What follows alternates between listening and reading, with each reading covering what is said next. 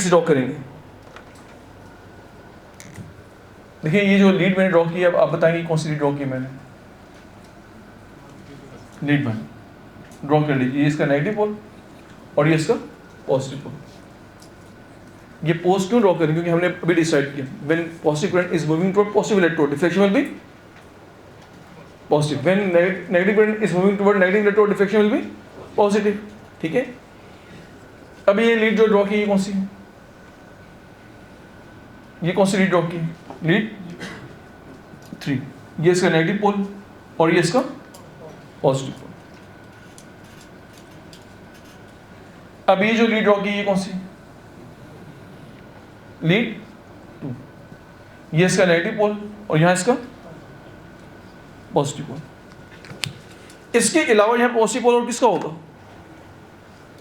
किसका होगा, AVF का। यहां पे किसका पॉजिटिव पोल होगा,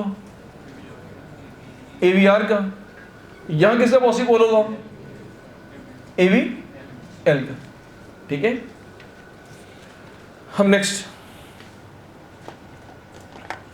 देखिए, यहां पे आपने नोट किया था, आपने पहली लीड कहां पे अप्लाई की थी, chest lead, right third intercostal space में just parallel to right, just parallel to left, right parasternal border draw की आपने प्लेस की थी ना। फिर आपने सेकंड यहां ड्रॉ प्लेस की, फिर ग्रेजुअली अब यहां मूव किया आपने। तो इसका मतलब है आपकी जो V1 का पॉजिटिव पोल यहां पे होगा ना, तो जो यहां पे होगा वो ऑलमोस्ट मायोकार्डियम को यहां से दिख रहा होगा, तो उसको भी आप यहां पे ड्रॉ कर लीजिए, ऑलमोस्ट यहीं पे होगा आपके पास V1 का। देखिए ये मायोकार्डियम को यहां से देख रहे हैं ना, हार्ट आपका ऐसे है और V1 का पॉजिटिव पोल यहां पड़ा हुआ है, तो उसको भी ऑलमोस्ट इसके साथ ही ड्रॉ कर सकते हैं ना। फिर ग्रेजुअली क्या होगा, V2 V3 V4 V5 V6, तो इसका मतलब है V5 V4 V5 V6 वो यहां पे ऑलमोस्ट होंगे, इस साइड से देख रहे होंगे पॉजिटिव पोल, ये V4 V5 और V6, और बाकी दरमियान में क्या होगा, किसी से पॉजिटिव पोल होंगे, V2 V3 इस तरह से होगा ना, ऑलमोस्ट तमाम लीड्स मैंने आपके सामने रख दी मैंने। अब करंट यहां से स्टार्ट होगा, अब करंट कहां से स्टार्ट होगा, ऐसे नोड से।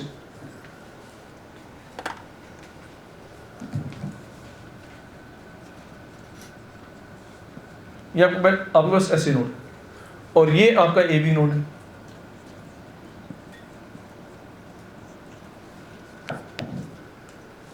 देखिए जब SA नोड से करंट जनरेट होगा ना, तो SA नोड से करंट जनरेट होने के बाद वो स्प्रेड करेगा all in all directions. Right और left both atria will depolarize simultaneously.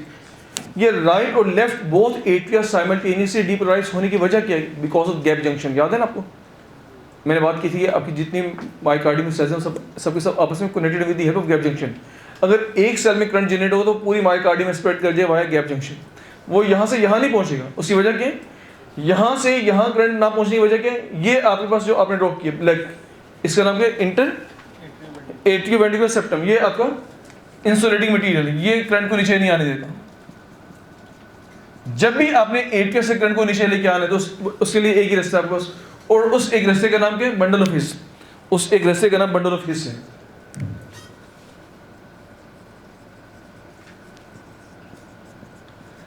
इस एक रास्ते का नाम बंडल ऑफ हिस है। ठीक है, तो जब भी आपसे कहा जाए कि एट्रिया से अगर आप करंट को नीचे वेंट्रिकल में लाना चाहते हैं तो वो कैसे नीचे आएगा, तो क्या बताएंगे, वाया बंडल ऑफ हिस। इसके अलावा कोई पाथवे होगा वो आपका एबनॉर्मल पाथवे होगा।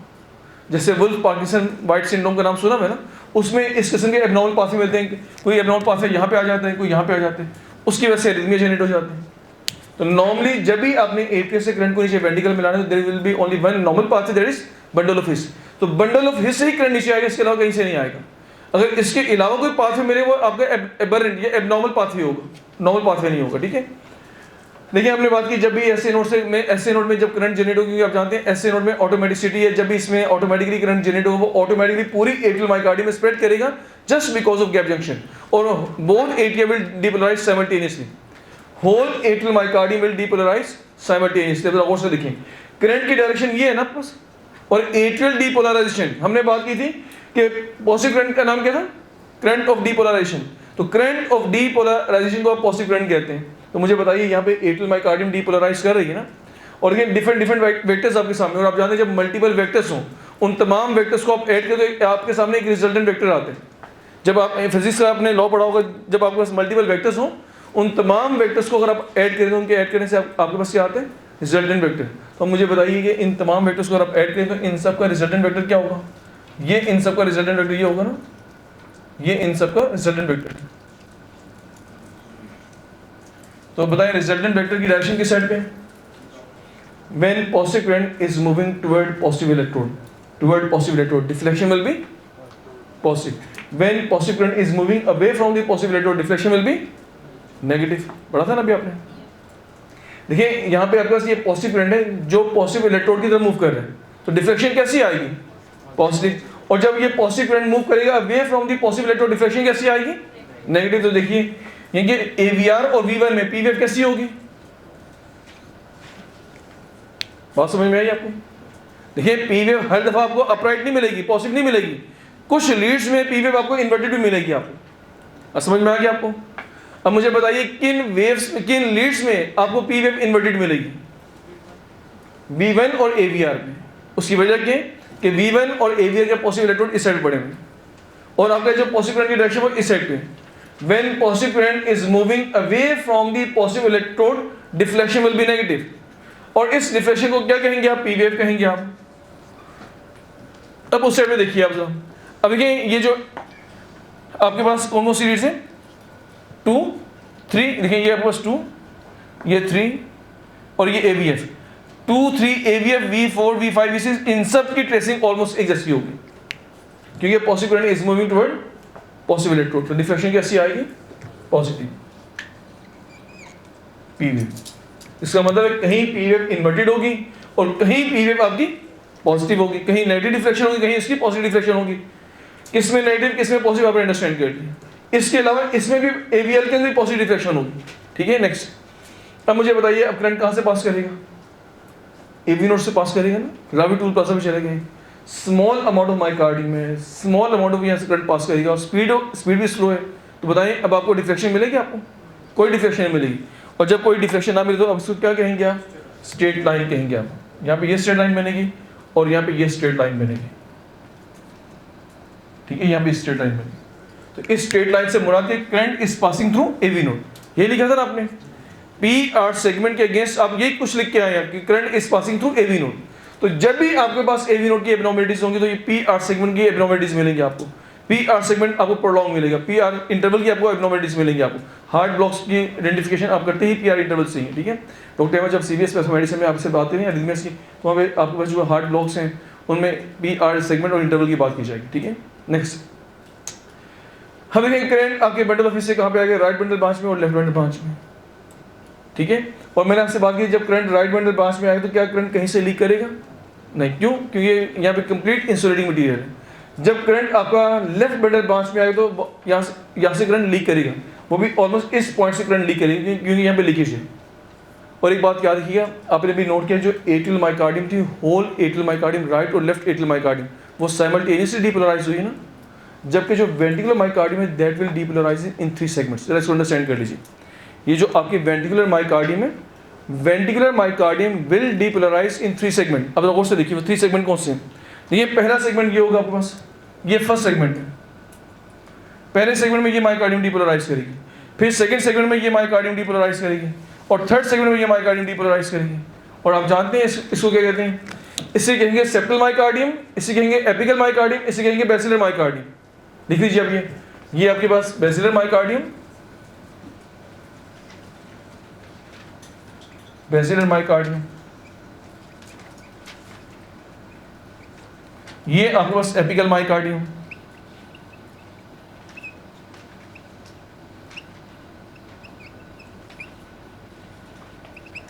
और ये आपकी सेप्टल मायोकार्डियम। इसको आप लेबल करेंगे सेप्टल मायोकार्डियम।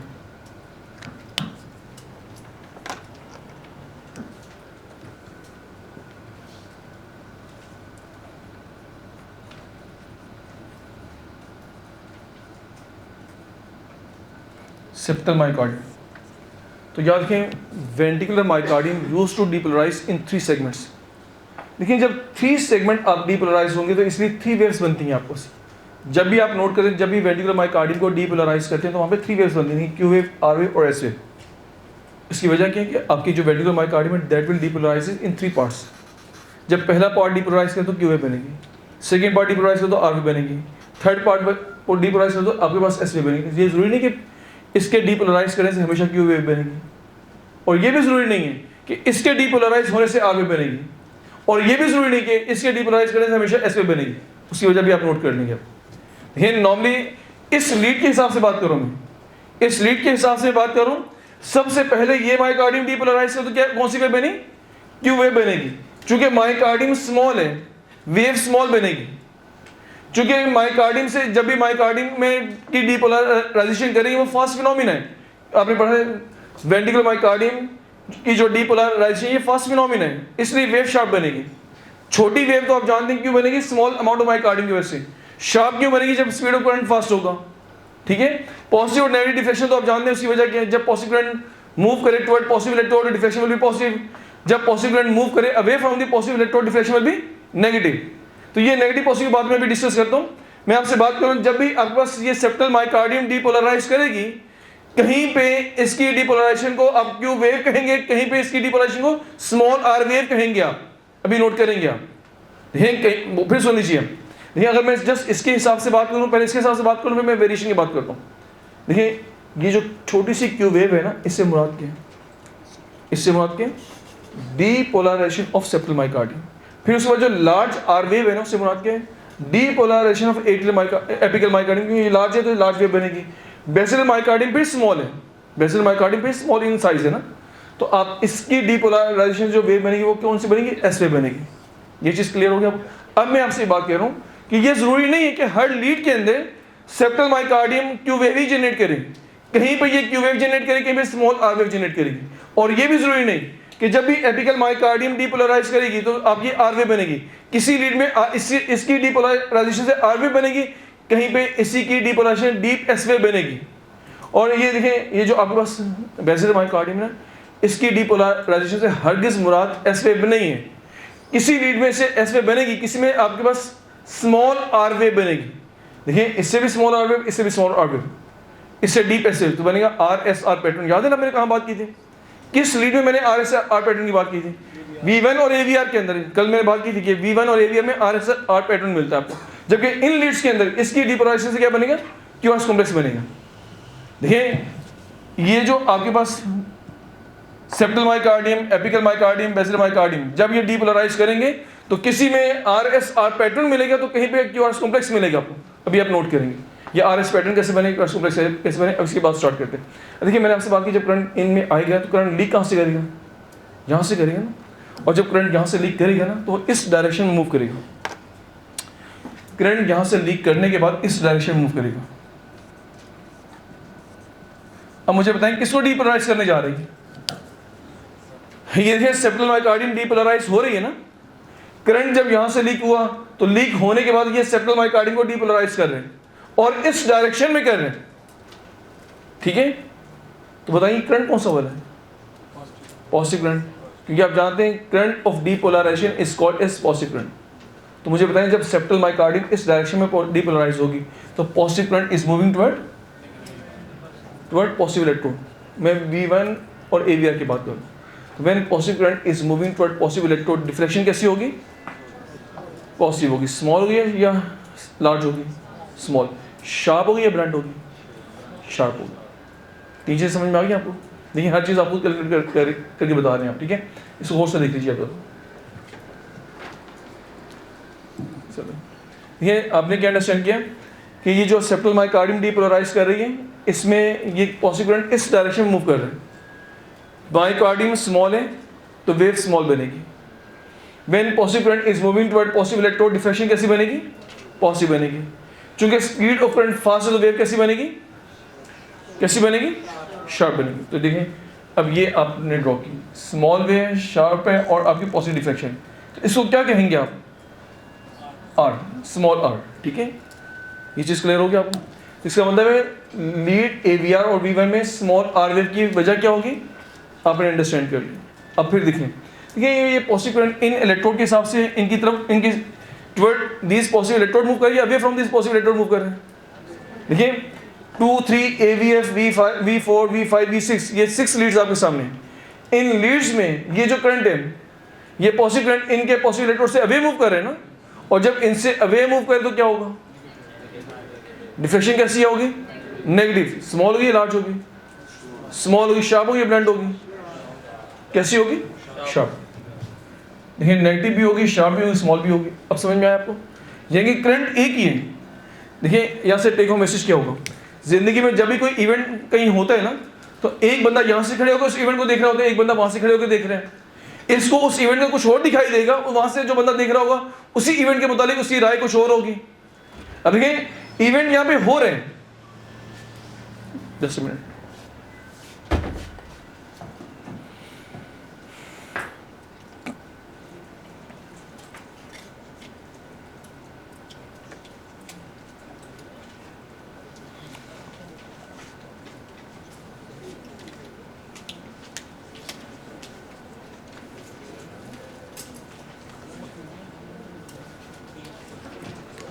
देखिए आपके सामने इवेंट यहाँ पे हो रहा है ना, एक बंदा यहाँ से खड़े होकर उस इवेंट को ऑब्जर्व कर रहे हैं, और दूसरा बंदा यहाँ से खड़े होकर उस इवेंट को ऑब्जर्व कर रहे हैं।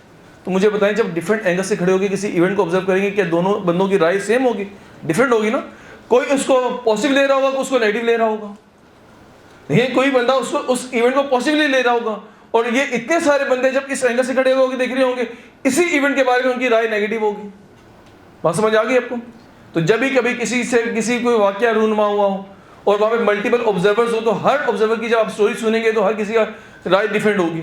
इवेंट लाजमी हुआ होगा, लेकिन हर बंदा डिफरेंट राय दे रहा होगा, तो जो जिस एंगल से देख रहा होगा उसकी राय भी वैसी होगी, और जो जिस तरह से जिसके माइंड सेट के हिसाब से देख रहा होगा। देखा अभी जो हालात आपके सामने, तो जो बंदा जिस एंगल से देख रहा है उसको हर बंदा हालात हो सबके सामने एक जैसे ही है, लेकिन हर बंदे की उन हालात के बारे में राय डिफरेंट है, उसकी वजह के देखने का एंगल डिफरेंट है। ठीक है, तो बात में समझ आपने अंडरस्टैंड कर ली। जब भी सेप्टल मायोकार्डियम में डीपोलराइजेशन होगी, तो कहीं पे इसकी डीपोलराइजेशन से स्मॉल आर वेव मिलेगी, तो कहीं पे इसी डीपोलराइजेशन से आपको यू वेव मिलेगी। आपको अंडरस्टैंड कर लिया ना आपने? देखिए इसमें पॉजिटिव डिफ्लेक्शन क्यों दिखाई दी कि positive current is moving toward positive electrode, deflection will be positive. यहाँ पे positive current is moving away from the positive electrode, deflection will be negative. तो आप जानते हैं ये पी वेव के बाद जो पहली पॉजिटिव डिफ्लेक्शन आती है उसको आर वेव कहते हैं। पी वेव के बाद जो पहली नेगेटिव डिफ्लेक्शन आती है उसको क्यू वेव कहते हैं। आप जानते हैं इस बात को? पी वेव के बाद जो पहली पॉजिटिव डिफ्लेक्शन आती है उसको आप आर वेव कहते हैं। बड़ी आर वेव आएगी तो कैपिटल आर लिखेंगे, छोटी आर वेव तो स्मॉल आर वेव लिखेंगे आप। और पी वेव के बाद जो पहली नेगेटिव डिफ्लेक्शन आती है उसको आप क्यू वेव कहते हैं। ये चीज क्लियर हो गया? नेक्स्ट देखिए, देखिए जब सेप्टल मायोकार्डियम डीपोलराइज हो जाती है, किसकी बारी है? Apical myocardium. अब इसने डीपोलराइज हो रहा है, जब इसने डीपोलराइज होना तो इसकी डीपोलराइजेशन कुछ इस डायरेक्शन में होगी। Apical myocardium will depolarise in this direction, इस डायरेक्शन में होगी। ठीक है,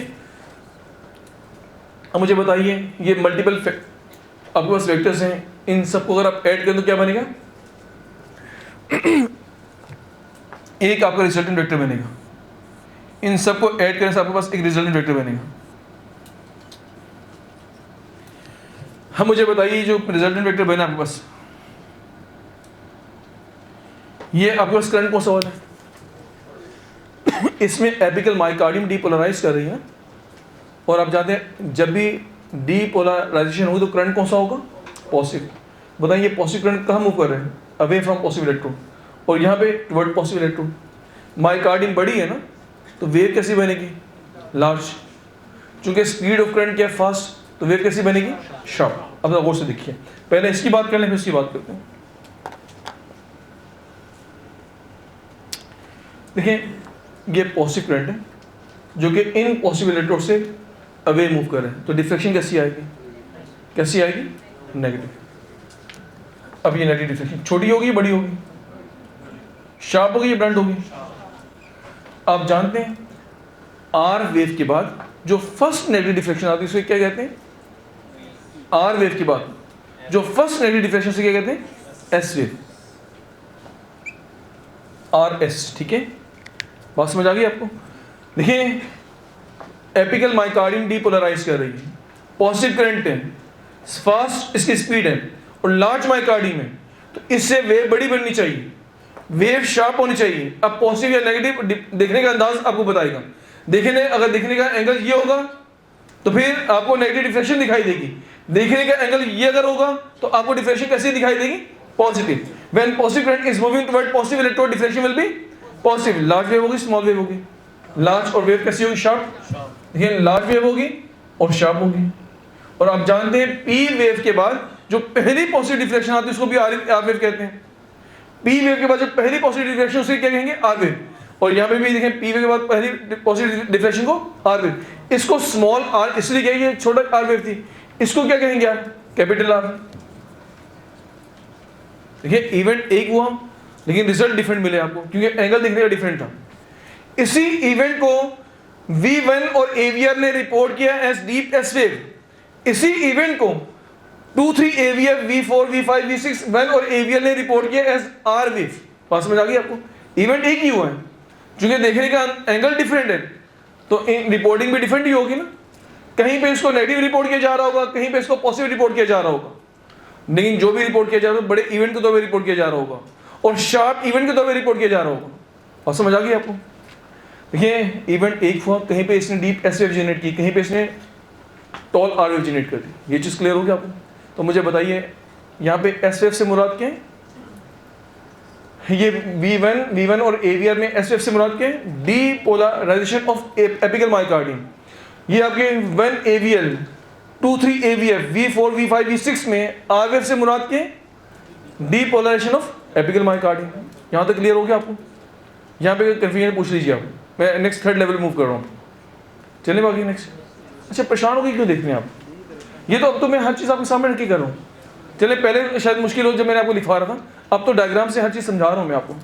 अच्छा इतने फिर मुझे ब्लंट हो गए क्यों देख रहे हैं आप? मुझे देखिए इतनी मुश्किल कॉन्सेप्ट अगर समझ में आ रहा है तो फिर आप थोड़ा सा रिलैक्स होकर मुझे देखें ना, ठीक है? कम से कम मुझे इसी तरह आपने वैसे अप्रिशिएट नहीं करते, कम से कम देखने के अंदाज से अप्रिशिएट कर दें मुझे आप। अच्छा मुझे बताएं समझ में आ रही है या नहीं आ रहा है? कितने लोगों को समझ में आ रहा है? तो जो बाकी लोग हैंड रेस नहीं कर रहे हैं उनको नहीं समझ में आ रहा? परेशान के अच्छा बात में ना परेशानी ये होती है हमारे एक जो है ना है मिन हैसल कौम, हमारे ये भी मसला है कि कोई मुश्किल चीज़ आसानी से कोई समझा देना तो मुश्किल में हम पड़ जाते हैं। ये ऐसे हो कैसे गया? ऐसे नहीं हो सकता। ये समझ आ रहा शायद नहीं है, सालों की समझ आ गई। अच्छा होता है ना समटाइम ऐसे कि बात कोई मुश्किल चीज़ आसानी से कोई चीज़ समझ में आ जाए तो फिर बंदा मुश्किल में पड़ जाता है, यार ये कैसे मुमकिन हो गया?